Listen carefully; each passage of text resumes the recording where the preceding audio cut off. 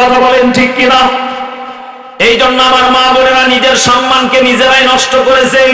মা বোনদেরকে আমি বিশেষ করে বলতে চাই, মা আপনাকে সমান অধিকারের জন্য দৌড়াতে হবে না, আপনাকে রাস্তাঘাটে মিছিল মিটিং করতে হবে না, কারণ পুরুষদেরকে আল্লাহ বীর পুরুষ বলে স্বীকৃতি দিয়েছেন।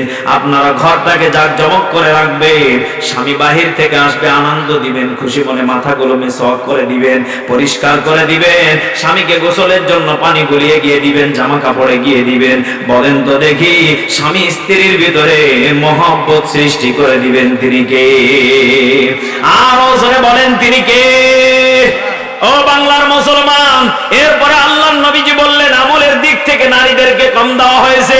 আনসার সাহাবী মহিলা ডাক দিয়ে বললেন, কি ব্যাপার, আমরা কি এমন আমল কম করি? ও বাংলার মুসলমান বলেন তো দেখি, আম্মা জানদেরকে প্রতি মাসে 3 থেকে 5 দিন, 7 দিন, 10 দিন অ্যাঙ্গেলে সিস্টেমে মার দিয়েছেন তিনি কে? ভিতরে আর গেলাম না, এতটুকু বুঝলে বুঝেন, বুঝলে বুঝপাতা, না বুঝলে এই কথা বলে না কেন? মা বোনেরা চাইলে মাহে রমজানে রোজা রাখতে পারে না? পারে? পারে না। ওরা মাহে রমজানে প্রতিটা মাসে, যে মাহে রমজান আসে 11টা মাস পরে, ওরা মন চাইলেই ফুল মাস রোজা রাখতে পারে না, ফুল মাস ইবাদত বন্দেগী করতে পারে না।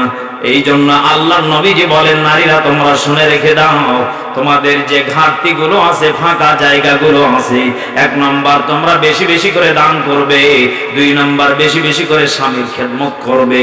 আমাদের দেশে এমন স্বামী আছে, বলেন তো দেখি, বইয়ের কাছে ধৈর্য কুলাবার পারে না, এমন স্বামী আমাদের দেশে আছে না? না,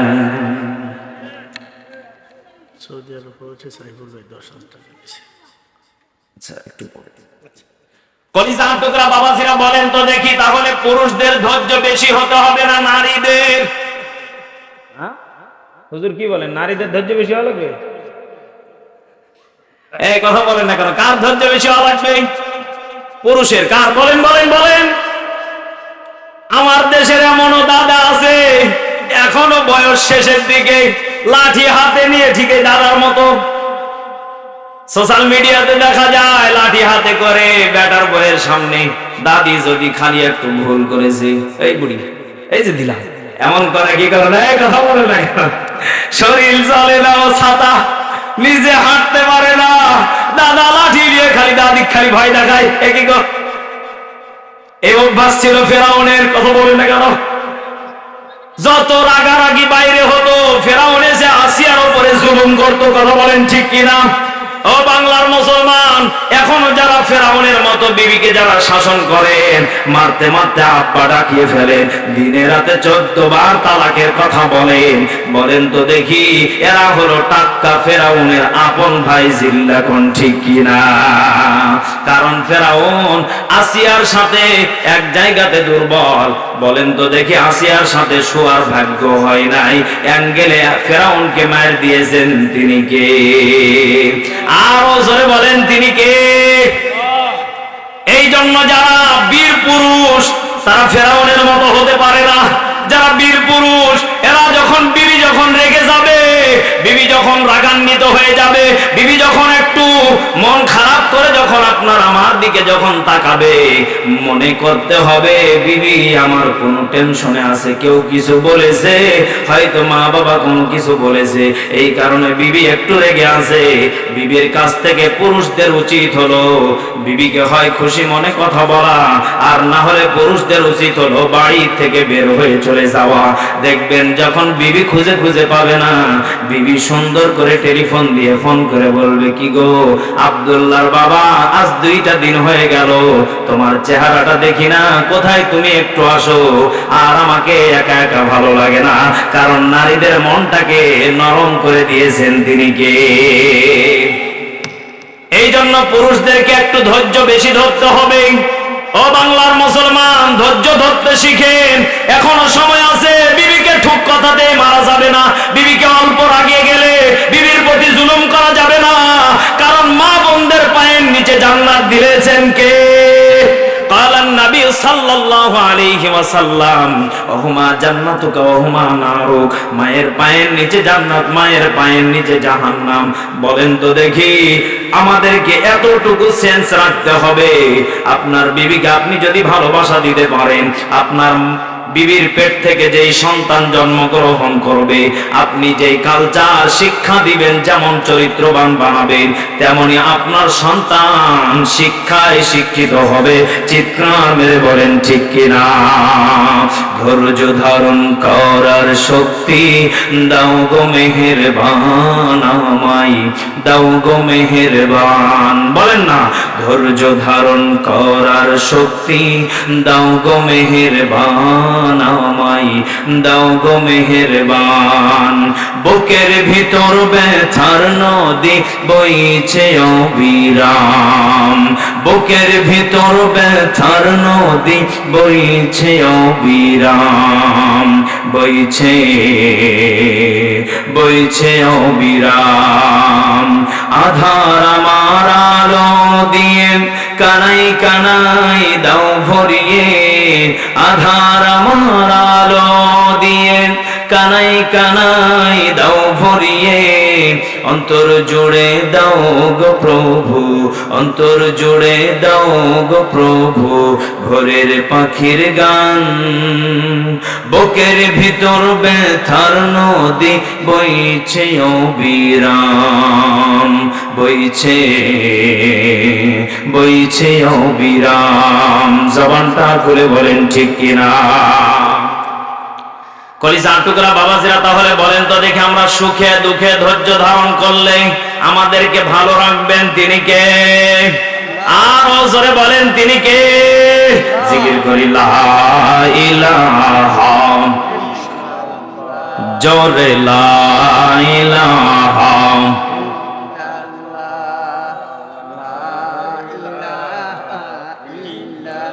কষ্ট হচ্ছে বাজান, কষ্ট হচ্ছে? তাহলে একটু জবানটা খুলে একটু জিকির করেন না, ময়লা পরিষ্কার করেন। লা ইলাহা,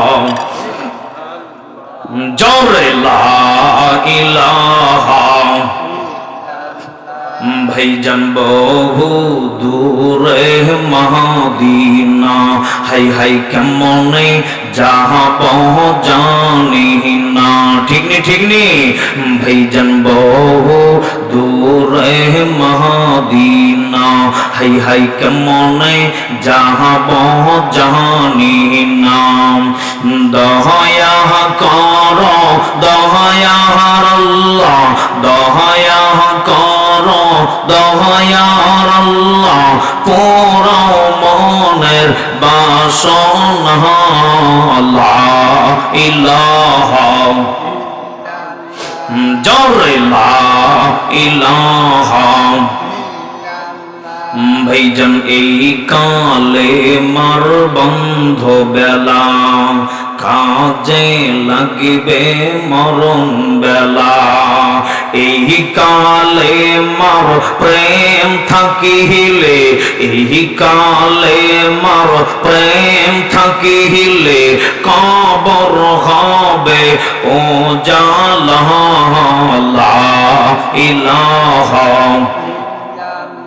জবানটা খুলে লা ইলাহা ইল্লাল্লাহ, জোরে লা ইলাহা। আহা ভালো যদি বসতে হয় নবীকে বস, বলেন মন যদি দিতে হয় নবীকে দিও। তোমার দুঃখ যন্ত্রণা যে নবী সইতে পারেন না, তোমার দুঃখ যন্ত্রণা যে নবী সইতে পারেন না। সে নবীজির মহাবতে, সে নবীজির মহাবতে দরুদ পড়িও। ভালো যদি বসতে হয় নবীকে বস, বলেন ভালো যদি নবীকে বস, বলেন মন যদি দিতে হয়। বলেন না, বলেন না, একটু জবানটা খুলেন বাবা। মন যদি দিতে হয় আহা ভালো যদি বাসতে হয় নবীকে বাস। মুসলমান ভাইরা আমার, কোনো দিকে কোনো নজর নাই। মুসলমান বাবাজি, আর লম্বা নয়, কয়েকটা মিনিটের ভিতরে বিদায় নিয়ে চলে যাব। আমার ভাইরা আমার বন্ধুগণ, আমরা একটা ফোঁটা হাকিকতান কান্না করব। আহারে, হয়তো আর জীবনে কোনোদিন দেখা হবে কিনা জানি না। মুসলমান ভাইরা আমার, এ যুবক ভাই, বৃদ্ধ বাবাজি, হয়তো আজকে বেঁচে আছি, কালকে নাও থাকতে পারি। আমাদের ভিতরে যারা আপনজন বলেছিল, অনেকে দাদা ছিল, অনেকের আপনজন মা ছিল, বাবা ছিল, অনেকেই তো আজকে আমাদের পাশে নেই, অনেকেই তো 3.5 হাত মাটির নিচে চলে গেছে। আর মুসলমান বাবাজি, একটু বার দিলটা নরম করে দেখেন তো দেখি, কার যেন আপনজন নেই, কার যেন অনেকের আপনজন ছিল, আজ তাদেরকে দেখা যায় না। এই জন্য আমার বীরা, আমার টাঙ্গাইল সখীপুরের আব্বা জানেরা, একটু বার কবরের কথা মনে করিয়াম, একটা ফোঁটা আমরা চোখের পানি ফেলে আজকের মাহফিলটাকে সফল করব। বাবাজি, আহার দেখা হবে কিনা জানি না রে মুসলমান ভাইরা রে। প্রতিদিন প্রতি রাত্রে চিল্লা চিল্লি, এ বাবাজি, আপনাদের জন্য আমি আজকে মহাগ্রন্থ আল কোরআনুল কারীম থেকে একখানা আয়াত নাজিল করা, আল্লাহ রাব্বুল আলামিনের একখানা আয়াত নাজিল করা আয়াত আমি সুন্দর করে আপনাদেরকে বোঝানোর জন্য বলবো। দেখেন তো দেখি আয়াতের সাথে আপনার মিল আছে কি নাই। আমার ভাইরা, আমার বন্ধুগণ, প্লিজ বাবাজি, একটু ভেবে দেখেন তো দেখি, আপনি আমি দুনিয়াতে কেন আইছি, কেন আবার দুনিয়া থেকে চলে যাইব। অনেকের মনে তো প্রশ্ন জাগে, দুনিয়াতে যখন আইছি আর কবরে যাইতে মন চাই না, দুনিয়ার আরাম আইসি তো ভালো লাগে। আবার অনেকের মনে মাঝে মাঝে প্রশ্ন জাগে, দুনিয়াতে ভালো লাগে না, মইরা গেলে ভালো থাকবো, মইরা গেলে শান্তি পাইমু, এমন প্রশ্ন আমাদের দিলে জাগে কি জাগে না? আরো জোরে বলেন, জাগে কি জাগে না? মুসলমান বাবাজি, একটু বার ভেবে দেখেন। আমার আল্লাহ রাব্বুল আলামিন ডাকতে বললেন, নবীজি, আপনি আপনার উম্মতে মুহাম্মাদীদেরকে জানিয়ে দেন, আমি আল্লাহ রাব্বুল আলামিন দুনিয়া নামক এই জায়গাটাকে ক্ষণস্থায়ী বানিয়েছি, জান্নাত নামক জায়গাটাকে চিরস্থায়ী বানিয়েছি। চিৎকার মেরে বলেন আল্লাহু আকবার। আমার ভাইরা, আমার বন্ধুগণ, প্লিজ বাবাজি, আল্লাহ রাব্বুল আলামিন ডাকতে বললেন, নবীজি, আমি আল্লাহ রাব্বুল আলামিন মহাগ্রন্থ আল কোরআনুল কারীমের ভিতরে জানিয়ে দিলাম, ফারিকুম ফিল জান্নাতি ওয়া ফারিকুম ফিস সাঈর। আমি আল্লাহ রাব্বুল আলামিন একটা পথ দিলাম জান্নাতের, আর একটা পথ দিলাম জাহান্নামের। জবান খুলে বলেন ঠিক কি না? আমার ভাইরা, আমার বন্ধুগণ, বাবাজি, লম্বা নয়, যারা জান্নাতের পথটা খোঁজার জন্য তালাশ করবি, আমার আল্লাহ রাব্বুল আলামিন জানিয়ে দিলেন, বান্দারে, দুনিয়ার বুকে মানুষদেরকে কোনোদিন কষ্ট দিবা না, মানুষদের প্রতি জুলুম করবা না, মানুষদের প্রতি হিংসা করবা না। আমি আল্লাহ রাব্বুল আলামিন তোমাকে যা দিয়েছি তাতেই তুমি সন্তুষ্ট থাকবে। আমার ভাইরা, আমার বন্ধুগণ, বলেন তো দেখি, আমাদের সমাজে হিংসা নামক গজব আছে না নাই? আমার ভাইরা, আমার বন্ধুগণ, আল্লাহ নবীজি বলে দিলেন, যাদের মনের ভিতরে হিংসা থাকবে, যাদের মনের ভিতরে অহংকার থাকবে, আমি আল্লাহ রাব্বুল আলামিন তাদেরকে দুনিয়াদারি বানাবো, জান্নাত নামক জায়গা তাদের জন্য হারাম করে দেব। চিৎকার মেরে বলেন নাউজুবিল্লাহ। আমার ভাইরা, আমার বন্ধুগণ, প্লিজ বাবাজি, হিংসা নামক এই অহংকার নামক এই জায়গাটাকে আমাদেরকে তুলে ফেলতে হবে। আজকে থেকে নিয়ত করব, হুজুর, আর জীবনে কোনোদিন হিংসা করব না, আর জীবনে কোনোদিন মানুষের প্রতি জুলুম করব না। কারা কারা করবেন একটু হাত তুলে বলেন তো দেখি। আল্লাহু আকবারের ধ্বনি দিয়া বলেন না আল্লাহ। আরো জোরে বলেন আল্লাহু আকবার, আরো জোরে বলেন আল্লাহু আকবার। একবার মায়া করে ডাক দিয়ে বলেন না আল্লাহ, আর একবার মায়া করে ডাক দিয়ে বলেন না আল্লাহ, আর একবার মায়া করে ডাক দিয়ে বলেন না আল্লাহ। আমার ভাইরা, আমার বন্ধুগণ, হাতটা নামান। আমাদের ভিতরে হিংসা থাকা যাবে না, কারণ আমার আল্লাহ রাব্বুল আলামিন ডাক দেয়, কই গোলাম রে, ওই দিন তো তোমরা সফল ব্যক্তি হইতে পারবে, দুনিয়াতে তোমরা সফল হইতে পারবা কিনা জানি না, কিন্তু তোমাদের জন্য সফল হওয়ার মাধ্যম হলো এটা, ফারিকুম ফিল জান্নাতি ওয়া ফারিকুম ফিস সাঈর। আল্লাহ রাব্বুল আলামিন ডাক দেয়, কই গোলাম, জাহান্নাম থেকে মুক্তি পাইবা যেই দিন, সফল হইবা সেই দিন। আমার ভাইরা, আমার বন্ধুগণ, এই জন্য যারা রিকশা চালক, যারা ভ্যান চালক, যারা মাঠে খেটে কাজ করে খায়, আমরা তাদেরকেও সম্মান দিয়ে চলবো। কথা বলেন, কথা বলেন ঠিক কিনা? মুসলমান বাবাজি, আমরা কাউকে কোনোদিন গালি দিয়ে কথা বলবো না। একজন ভ্যান চালককে আমরা বড় গলায় কথা বলবো না, কারণ সেও তো একজন মানুষ, সেও তো একজন মানুষ, সেও তো আশরাফুল মাখলুকাতের ভিতরে শ্রেষ্ঠ একজন মানুষ। এই জন্য আমার ভাইরা, আমার বন্ধুগণ, দেখেন তো দেখি, আমাদেরকে যখন চলে যাওয়া লাগবে, আমাদেরকে যখন মরণের খাতায় নাম লিখিয়েছি, যাদের মা নাই, যাদের বাবা নাই, যাদের কলিজার টুকরা সন্তান নাই, একটু বার ভাইবা ভাইবা চোখের পানিগুলো একটা ফোঁটা ফলাইতে পারেন কিনা? হুজুর আমার মা নাই, হুজুর আমার বাবা নাই, হুজুর আমার বাবাকে দেখেছি, আমি সন্তানের জন্য আমার বাবা দিনেও ডিউটি করেছে, রাত্রেও ডিউটি করেছে। এরে বাবা, আমার মাদ্রাসার সত্য একটা ঘটনা বইলা দেই। গত কয়েকদিন আগের ঘটনা, একটা সন্তান 10 থেকে 12 বছর হবে, সন্তানটা বাড়িতে যা মাদ্রাসায় পড়বে না, ওর বাবা আমার কাছে ফোন দেয়া বলে, হুজুর, ওর মা এবং আমরা এত পরিমাণ দরিদ্র মানুষ, গরিব মানুষ, ঢাকাতে গার্মেন্টসে কাজ করি, চোখের জেনা হয়, কত গুনাহ হয়ে যায়, হুজুর আমরা এত গরিব মানুষ, এরপরও সন্তানের লেখাপড়া করার জন্য আমরা ঢাকায় আসা স্বামী স্ত্রী কর্মজীবনের জীবিকার তাগিদে কষ্ট করি। সন্তান যখন বলছে আর পড়বো না, মাদ্রাসায় যাব না,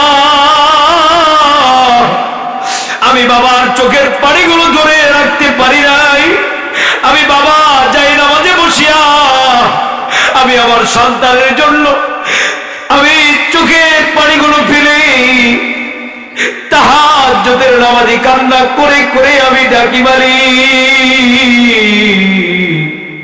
আমার সন্তানটারে আপনি হেদায়েত প্রাপ্ত বানাইয়া দেন। এ বাবা দেখেন, ওই সন্তানের জন্য আপনার আমার জন্য মা বাবা পর্যন্ত কত কষ্ট করে। যে মা থাকার কথা ছিল ঘরে, এই মা তো নিজের ঘরে থাকে না, থাকে নাই, মানুষের বাড়ি কষ্ট কইরা কইরা, বড় লোকদের জুতা ঠিক করিয়া, বড় লোকদের বাড়ি পাহারা দিয়া, বড় লোকদের নোংরা ফেরেট গুলা পরিষ্কার করিয়া, মা জীবিকার তাগিদে তোমার আমার জন্য খাবার জোগাড় করিয়া করিয়া সন্তানের মুখে হাসি ফুটিয়েছে। এ বাবা বলেন তো দেখি, ওই মা বাবাকে যারা কষ্ট দেন, ওই মা বাবার প্রতি যারা এখনো গালিগালাজ করেন, আমি তাদেরকে দুইটা হাত জোর করে বলি, হয়তো টাঙ্গাইলের মাটিতে আবারও আসব, কিন্তু আপনাদের সাথে আর দেখা হবে কিনা জানি না। আজকে থেকে তওবা করে বাড়িতে যাবে, হুজুর আর জীবনে মাকে গালি দিব না, হুজুর আর বাবাকে কোনদিন কটু কথা বলবো না। আরে বাবা, ওই বাবা আমার কাছে একটা কথাই বললেন, হুজুর আমার সন্তান যদি 25 বছর বয়স পর্যন্ত যদিও পড়াশোনা করে, আমরা দুইজনেই চেষ্টায় আছি আমার সন্তানটাকে আমরা বড় হাফেজ আলেম বানাবো, ও যত টাকা লাগে দেব, যত খাওয়ার যা কিছু লাগে দিব। এ বাবা, ওই মা বাবা কোনদিন সন্তানকে বলে না তোর টাকা দিতে পারবো না, তোর পড়ালেখার খরচ চালাইতে পারবো না। কিন্তু যাদের মা নাই, যাদের বাবা নাই, যেই সন্তান এতিমের মতো চেয়ে চেয়ে থাকে, কই আমার বাবা, আজকে তো আমার কেউ একটা পয়সা দিয়ে হেল্প করে না। আমি আজকে বিপদে পড়লে কেউ তো আমার আব্বুকে ডাক দেয় না। আমি আজকে মায়ের খাইলেও তো আমার কেউ বুঝাই না। আমারে মানুষে গালি দেয়, আমারে মানুষে মারে, আমার পাশে তো কেউ দাঁড়াই না। অনেকের চোখে পানি টালমালো করতেছে। দেখেন তো রে বাবা, একটা ফোঁটা চোখের পানি ফেলতে পারেন কিনা? ওই মা বাবা যদি বেঁচে থাকতো, আপনার আমার পাশে দাঁড়াইতো। আজকে আমি একটা সত্য কথা বলিয়া যাই। রাত 2টার দিকে বাড়ি গেলে আমার মা দরজা খুইলা হাজির। রাত 12টার দিকে বাড়িতে গেল, মা দরজা খুইলা হাজির। গত 2 দিন আগে মাহফিল শেষ করিলাম, আমি গাড়ি নিয়ে যখন মাহফিল থেকে বাসায় গেলাম, আমার মা আমার একটা ডাক শোনার সঙ্গে সঙ্গে দরজা খুলে বলে, আব্বু ভালোভাবে আইছো? কিন্তু বাড়িতে ঢোকার পরে প্রায় 10 থেকে 15 মিনিট গল্প করলাম।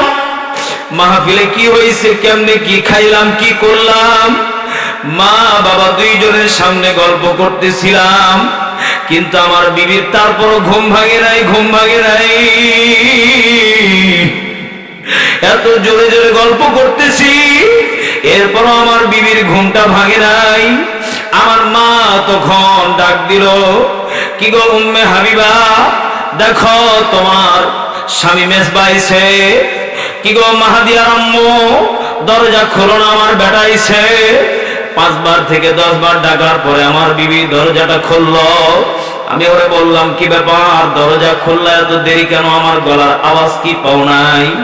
আমার বিবি আমার উত্তর দিয়া কইল, আপনি রাত্রে আসবেন আমি তো জানি না। আমি বললাম, ঠিক আছে তুমি জানো না, কিন্তু আমি 10টা মিনিট ধরে গল্প করলাম, গলার আওয়াজটা কেউ তুমি পাইলা না। আমি তো আমার মারে বলি নাই, মা আমি মাহফিল শেষ করে বাড়িতে যাবো। আমার মা কেমন একজন মা,